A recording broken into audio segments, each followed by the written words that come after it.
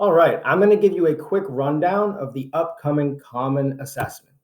We'll talk an overview and pacing. We'll look at the rubric, the note catcher, and multiple choice.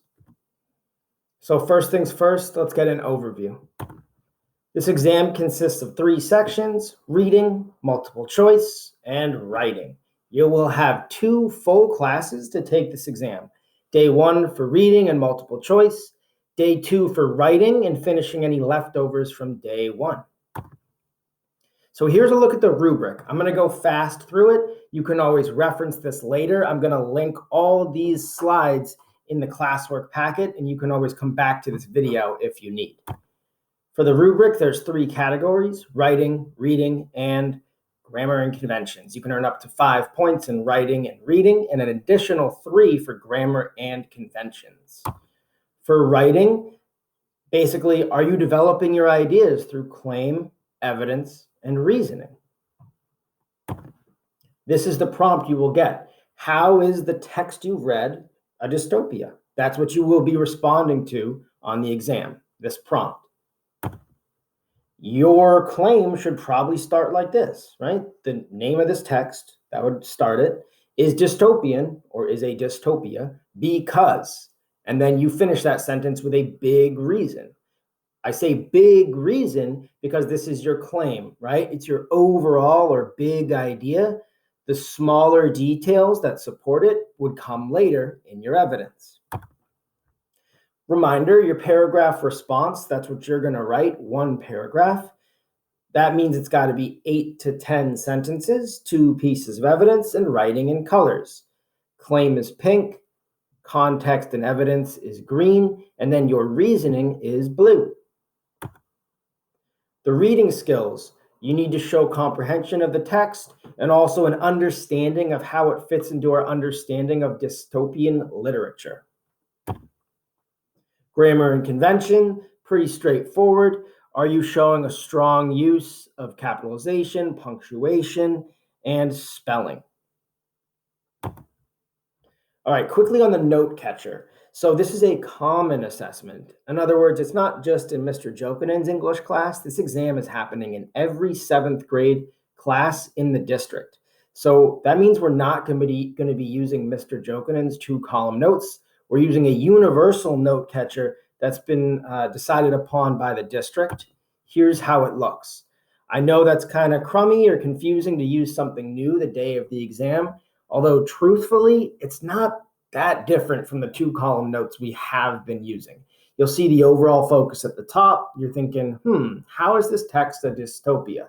And then you have guiding questions on the left, your evidence on the right. Now, please pay attention to this part. When you have these guiding questions, your notes, you can still jot down quick notes underneath them. It can be a simple sentence, bullet points, just like a quick note. It doesn't need to be like super long or a complete sentence, just quick thoughts. And then you're supporting chunked evidence on the right. So really similar to how we do notes with our 2-column note system in my English class, right? 2 columns. The only difference here really is evidence is on the right and your notes are on the left. Okay, the reading and the writing are both asking you to describe how the text is dystopian. So that means we need to be aware of the characteristics. So strict government that limits individual freedom, the threat of science or technology that's out of control, and maybe the society is an illusion of a perfect utopia. These thinking jobs, keep these in mind as you read. What are the rules of this world? What aspects of this society might the author be criticizing, right? Like a reliance on technology, government power, environmental threats. And what might this text be warning us against? These characteristics and thinking jobs I just said are in the classwork packet we've been using, so go back, refer to them before the exam. Okay, quickly on the multiple choice. On the exam, the multiple choice will be done through a Google form. You will get a link for it. So I would say you should certainly have the text open in one tab and then the Google form for the multiple choice open in another.